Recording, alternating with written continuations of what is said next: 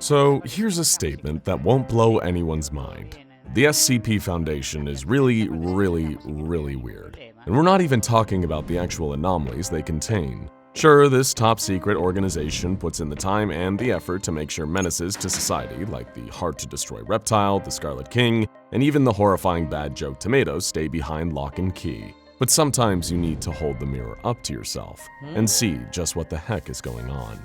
I mean, seriously, think about it. This is an organization that uses live human beings farmed from death row as test subjects. Considering how rarely the death penalty is actually employed in the Western world these days, you know some shady strings are being pulled there. And what about the O5 Council, the leaders of humanity's last line of defense against anomalous chaos? And according to some accounts, they're a group of vain, petty, and morally bankrupt individuals who regularly use anomalies like SCP-006, the Fountain of Youth, for their own personal benefit. And don't even get me started on the actual scientists working under the Foundation's payroll. That's when things start getting even stranger.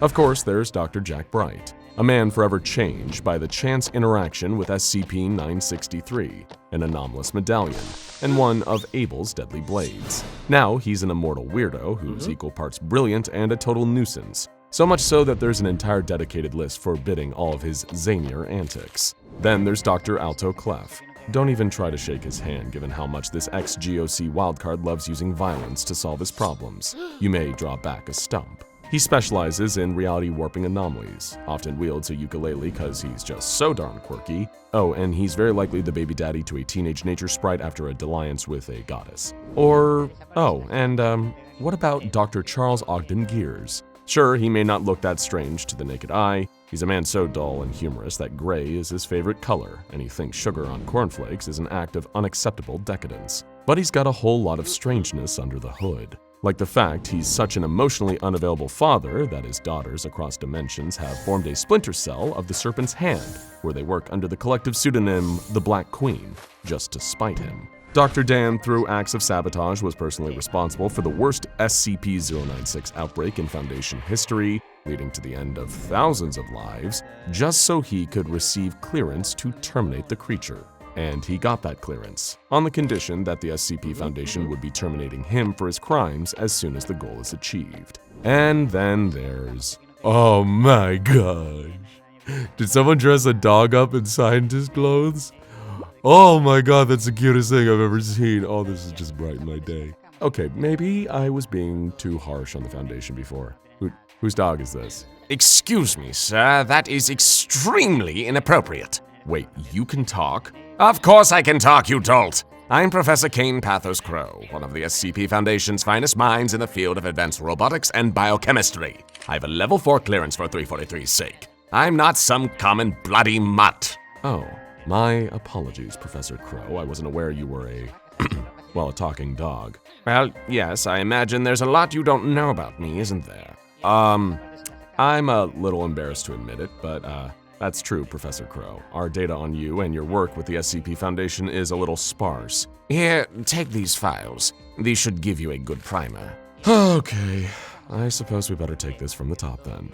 Professor Kain PathosCrow, among a lineup of extremely eccentric researchers, somehow manages to rise to the very top in terms of sheer strangeness. To get the most obvious fact out of the way, yes, while he was once a human, an anomalous experiment did result in him being turned into a Labrador Retriever. How did this happen, you may ask? We have the same question. Sadly, Professor Crow is incredibly reluctant to share any details about this strange and embarrassing incident. So we're just gonna have to accept it for what it is and move on. Everyone ready?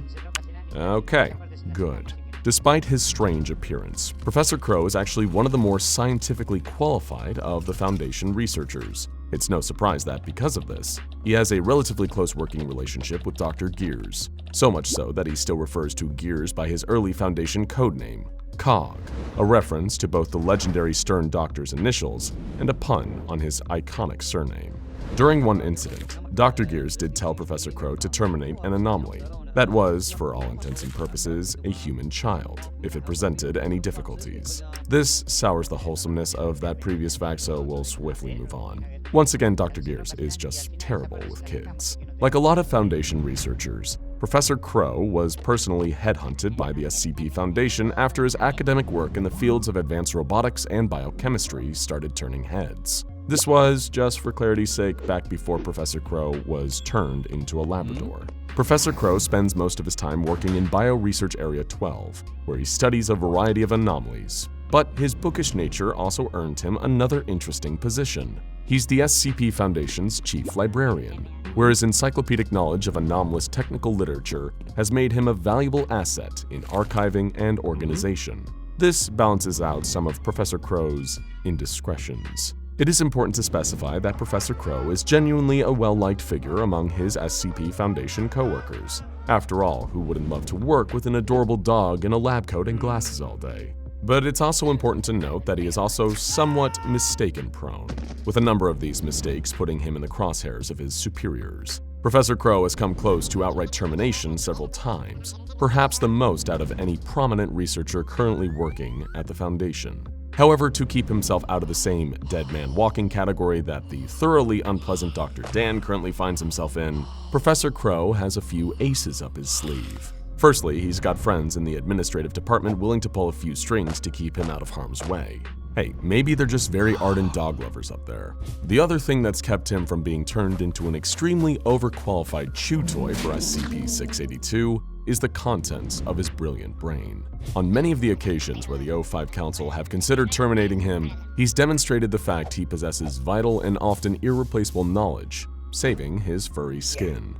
A perfect example of the kinds of strange scrapes that Professor Crow gets himself into is the incident in 2009, where, without even realizing it, he somehow traveled through time and scared the living daylights out of everyone.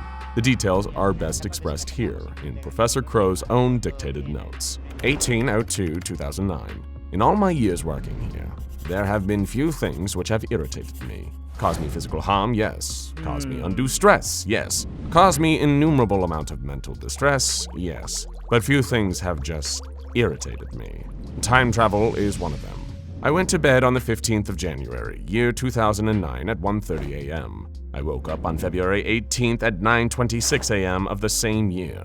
I hadn't moved, I had only 9 hours of sleep, and to me, nothing had happened. Then, after a slightly confused day amidst the many cries of, "I thought you were dead," among other things I might add, I discovered that I have been missing for the past month and 3 days. In that time, Sophia had completely taken over my duties, though she had halted all of my personal experiments and was trying her utmost to relocate me, while keeping my disappearance from the higher-ups. Apparently, Data expunged. Leaving me to sleep in a small self-contained bubble of Data expunged. and making at least Data expunged. which was eventually ruptured by Data expunged. and sending me back to this phase of space and time. Needless to say, I was slightly irritated, to say the least. 24/02/2009. Bah.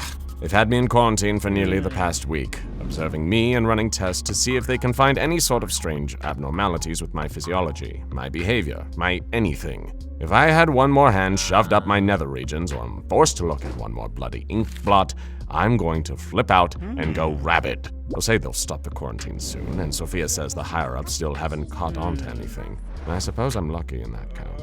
Normally, the only time they quarantine something is when it's too dead to be any sort of immediate security hazard. Still, I guess I can see where they're coming from. If it were my decision, I'd probably force a quarantine too, and probably for longer. At least they had the decency to give me my clothes, my PDA, and someone to dictate to. 12/03/2009. I'm still here, and I hate it. Day in, day out, it's the same thing. Get up, eat, exercise, then simple observation until lunch, then more observation until dinner, then lights out. I'm not allowed anything other than the things I already have, and even then, I only got those because Sophia felt bad for me. I'm only allowed to use them every day for an hour at most. Otherwise, they're also in observational storage. All this wasted time that I could have been doing something constructive, something useful, something interesting, but no. I'm stuck here because of a wry twist of fate, forcing me into this monotonous hell. They keep telling me I'll be let out soon. Liars. 05/05/2009. They've seen fit to release me. I almost thought I was going to die in there. Still, it almost seems strange to be out and about again, but I do appreciate being back in my own quarters, my own clothes, and my beloved walker back by my side. Sophia has taken good care of the facility while I was gone. I think I might actually leave that to her, while I keep to my experiments. She seems to enjoy it a great deal. Suits her analytical mind. All of my personal experiments are still waiting for me, with the exception of the 040 test logs. They simply haven't posted their findings yet, stating that they needed my approval first, so I'll have to pore through those the first chance I get. I'm interested in the progress she may have made. Still, there is a good deal of work to be done, and I am more than ready enough to take it on. After all, I have to make up for lost time, don't I? It's clear that life isn't easy for poor Professor Crow. Much like Dr. Bright after experiencing the mysterious event that turned him into a dog, Professor Crow is both a researcher and an anomaly. And unlike the superficially subtle presentation of Dr. Bright's anomalous nature, it's hard to hide the strangeness of a talking dog in human clothes. This bizarre interstitial zone he occupies forces the Foundation to keep him on an extremely short leash. No pun intended. Seriously, Professor, it wasn't intended, I swear. Anyway, the point is Professor Crow isn't allowed to clock off at the end of the workday like his fellow researchers do. He's forced to remain on site, almost never appearing in public. If the professor wasn't the kind of person who could easily get lost in his work, a situation like this would probably drive him insane. Speaking of, you're probably wondering by this point, other than being the cutest researcher at the Foundation, sorry, Dr. Clef, you're special in your own way, we promise. What kind of work is Professor Kain Pathos actually known for around here? Professor Crow's most notable body of work is largely based on an opinion that's pretty controversial to hold around the SCP Foundation. He believes that they should be actively utilizing anomalies that aren't dangerous in order to further their collective goals. An excellent example of this is the cordial relationship he has with SCP-040, also known as Evolution's Child. She's a powerful reality warper who is able to synthesize new anomalous life from pre-existing living creatures. Professor Crow, who refers to her as Emma in his personal writings, was initially training her to do this with SCP-148, the infamous telekill alloy. However, he also filed a formal request to go further, saying, "I think it's about time we started trying to utilize 040's abilities, or at the very least allowing her to use them enough to actually learn how to control them. She will not be able to rely on the SCP-148 hairpieces forever. We theorize that as she gets older, her powers will increase exponentially, possibly to the point where her unconscious telepathy cannot be contained." He also somewhat infamously went ham with a series of experiments using SCP-158, a frightening anomalous device known as the Soul Extractor, which, contrary to its name, Professor Crow also realized could place removed souls into other objects or creatures. This led to the creation of a being that Crow dubbed Zero, because it was Subject Zero in his experiments to create a composite soul using SCP-158. He spoke of this subject, somewhat creepily, in his notes. "Zero would make an excellent candidate for my assistant. It respects and admires me for its creation much as a child would an endearing father figure. I have assured it that it would be treated well, and that I would give it a host to the best of my ability to create. All that it asks of me is that it be given a name other than Zero. A name, not a number. I told it to give itself a name, to christen itself whatever it so wishes. It told me it would have to think about it." Like a lot of strange and fascinating figures, everything you learn about Professor Kain Pathos Crow seems to raise new questions. Is Crow just a mad scientist without a cause, eager to perform bizarre experiments for their own sake? Well, not quite. The sum total of all of Professor Crow's work is Project Olympia, a topic that probably deserves a whole video in its own right. And do sound off in the comments if you'd like to hear more about the deranged Frankenstein project that Professor Crow has devoted his life to. You see, Project Olympia is Crow's baby, and also his attempt to play God. Through combining a variety of different anomalies, including all the ones we've mentioned here, and several others, he would hope to create an entirely artificial living thing that would serve the interests of the SCP Foundation. How exactly this would be beneficial to the SCP Foundation is, admittedly, a little confusing, but seeing this goal through to its conclusion has become an all-consuming obsession for Professor Crow. He's performed countless experiments with a huge catalog of anomalies under the Project Olympia umbrella. He's written reams upon reams of notes and logs on the subject. and produced a huge number of prototypes. He's also used Project Olympia as a pretense to remove even more souls using SCP-158, because that just appears to be a strange obsession of his, doesn't it? Incidentally, we aren't the only ones confused about the exact purpose and value of Project Olympia. When members of the O5 Council finally got a proper look at Professor Crow's work with the project, they released the following statement. All activity related to Project Olympia has been discontinued. Overwatch Command has deemed it to be a gross waste of resources and permanently removed support for the project, with personnel assigned to work with it being moved to alternative sites. A hearing is to be held with the project administrators to determine how the project was able to continue as long as it did, despite the lack of any concrete results. Prototypes and other equipment have been slated to be decommissioned. Professor Crow took this news about as well as you could expect, but in the end, he always finds a way to wriggle out and continue doing whatever he wants to do. Because that's what Professor Kain Pathos Crow is all about. He's living proof that sometimes you just can't keep a good dog down. Now go check out SCP Immortal Dr. Bright Explained and Dr. Clef SCP Foundation Researcher for more explainers of the SCP Foundation's most eccentric researchers.